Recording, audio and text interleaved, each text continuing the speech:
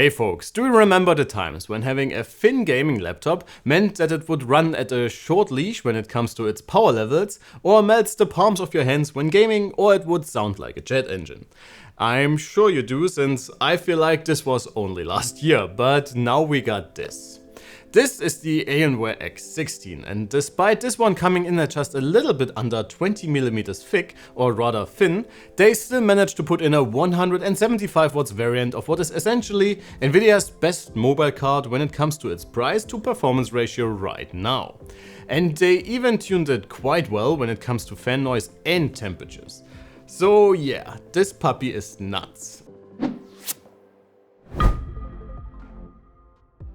Taking on similar high-end premium 16 inches like the Legion Pro 7, Razer's Blade 16 or ROG's Zephyrus M16, our review configuration of Alienware's newest spaceship comes with an RTX 4080, 32GB of LPDDR5-6000 memory, 1TB of NVMe storage for your favorite games and a 240Hz QHD Plus display. All of this is housed in a chassis that is distinctively Alienware, but looks a little bit more subtle than the last generations thanks to a few silvery bits here and there. As always, I love the designs, and while you may turn some heads with this one, I think it's still a very clean looking laptop. At least as long as you keep the RGB turned off or at a single color, because if you really want to make an entrance, you can properly go to town by lighting up your X16 like a Christmas tree.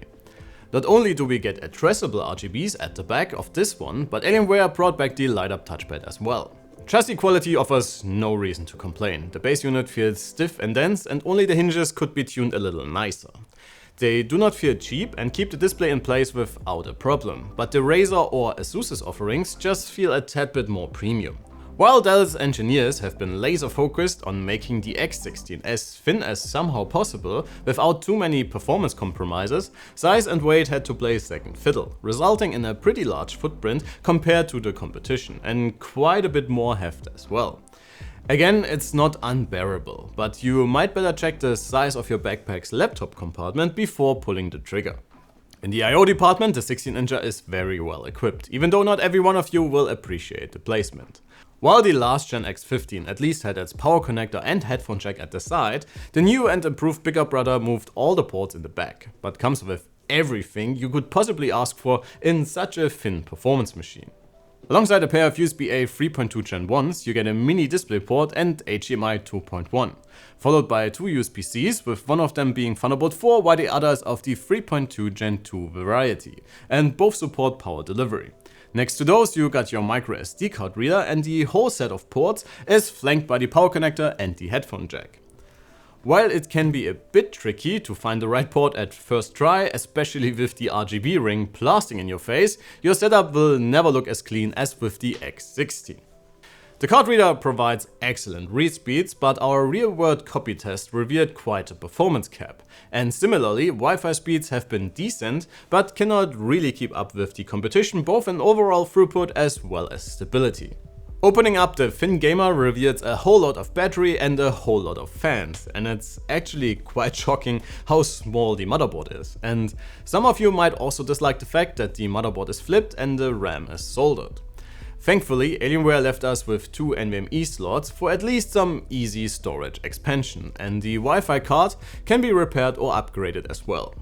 While my colleague in the US was lucky enough to test the mechanical keyboard variant for the X16, by the way, make sure to check out his written article on our website for his hands-on experience, my unit came with the standard membrane switches. That really isn't a complaint though, since this has almost the same feel to it as the M18 we reviewed a little while back, despite the much slimmer chassis. It's still hands down one of the best keyboards you can get on a laptop right now, with decent travel, great tactility and an overall very satisfying typing experience. The touchpad might light up, but apart from that it's pretty average. It's not bad per se, as in it's doing its job, but it is relatively small and the clicks feel very shallow and a little cheap. In the display department, we are left with the same feeling as with the M18 a little while back. While the 240Hz QHD display is again not bad, it's also not great. It's got wider color gamuts than the Legion Pro 7's display, for example, and response times as well as the absence of PWM is very respectable, but compared to the Razer Blade 16's dual spec mini LED or the RG M16's excellent QHD variant, we simply wished for a little bit more.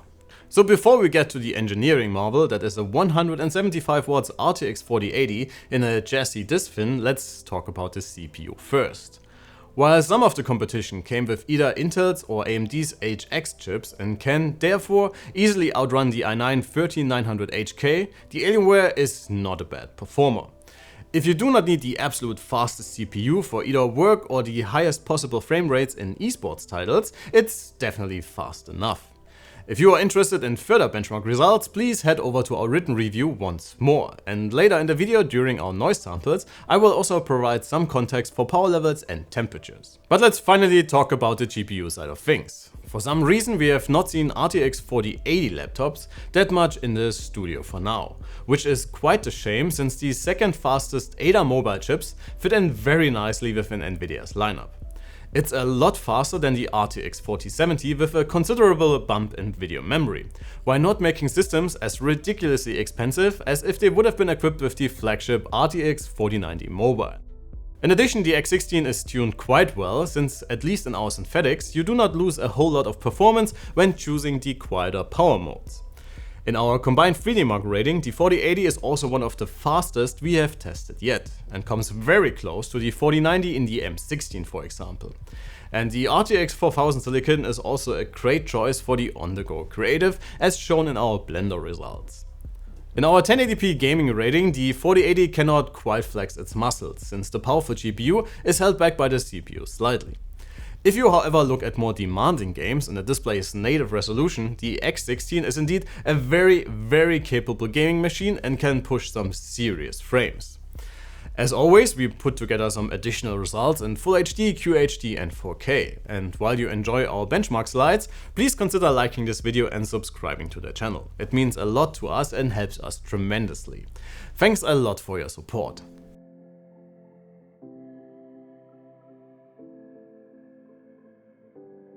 As I already teased earlier, the new 16-inch Alienware can run games and applications with very tolerable noise levels if you so desire. It can also get as loud as some of the competing notebooks, but as you will see in our noise samples, while the performance or overdrive modes give you the best frame rates, it's not by a lot and you gain a much quieter system overall.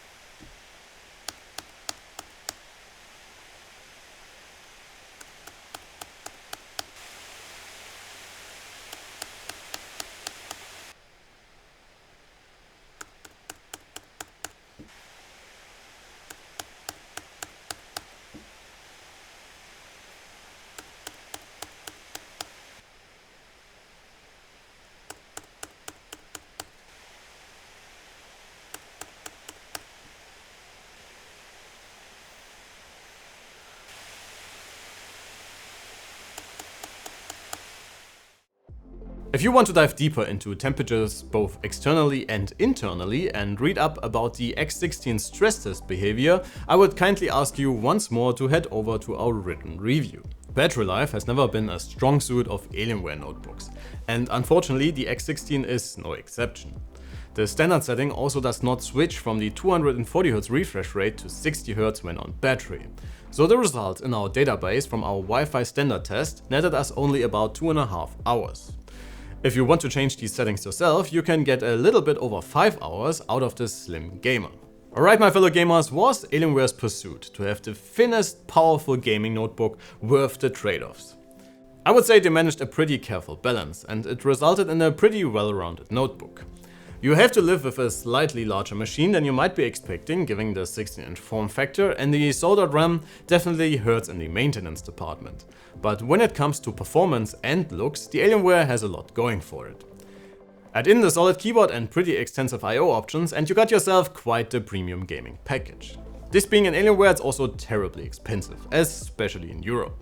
It's still a few hundreds shy of competing options from both Razer and ROG, for example, even though you get the better displays with those. But please folks, as always, feel free to let me know what you think about this one in the comments below. This shall be it for today. Thanks a ton for watching. Do not forget to leave a like and subscription on your way out. My name is Alex, you have been wonderful, and I cannot wait to see you all in the next one. Take care.